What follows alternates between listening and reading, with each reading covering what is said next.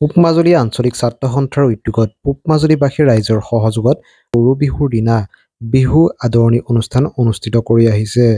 এই বছৰো দেখা গৈছে আজি গৰু বিহুৰ দিনটোতে বহাগী আদৰণি অনুষ্ঠান অনুষ্ঠিত হয়। বহাগী আদৰণি অনুষ্ঠানৰ লগত সংগতি ৰাখি বিভিন্ন জাতি জনগোষ্ঠীৰ সমাহাৰেৰে উলিওৱা হয় এটি সাংস্কৃতিক শোভাযাত্ৰা। পুৱা সাংস্কৃতিক শোভাযাত্ৰাৰে আৰম্ভ হোৱা দিনজোৰা বৰ্ণাঢ্য কাৰ্যসূচীৰে পালন কৰে বহাগী আদৰণি অনুষ্ঠান। এই অনুষ্ঠানত অংশগ্ৰহণ কৰে সদৌ অসম ছাত্ৰ সন্থাৰ সাংস্কৃতিক সম্পাদক বিতুপন শৰ্মাই।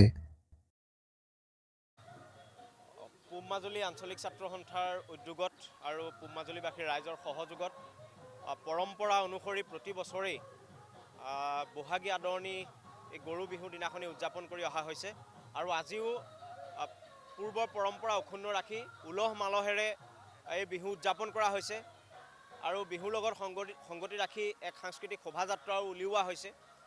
বৰ্ণাঢ্য সাংস্কৃতিক শোভাযাত্ৰা বিভিন্ন জাতি জনগোষ্ঠীৰ সমাহাৰেৰে।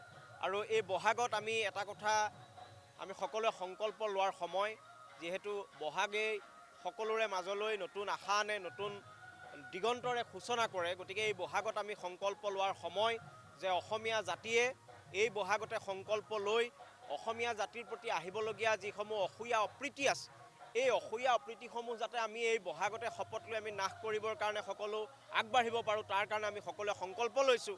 আৰু এই বহাগত সকলোৱে আমি কৰ্মোদ্যমেৰে আগবাঢ়ি যাম, তাৰ আমি সংকল্প লৈছোঁ আৰু আশা কৰিছোঁ অসমবাসী ৰাইজৰ সকলোৰে এই বহাগে আশাৰ বতৰা কঢ়িয়াই আনক, সকলোৰে জয় জয় ময় হওক আৰু আহি থাকিবলগীয়া দিনসমূহত সকলোৰে ভাল হওক। আৰু সমূহ অসমবাসী ৰাইজলৈ আমি সদৌ অসম ছাত্ৰ সন্থাৰ তৰফৰ পৰা বহাগৰ বিহুৰ লগতে আমি অসমীয়া নতুন বৰ্ষৰ আন্তৰিক শুভেচ্ছা জ্ঞাপন কৰিছোঁ।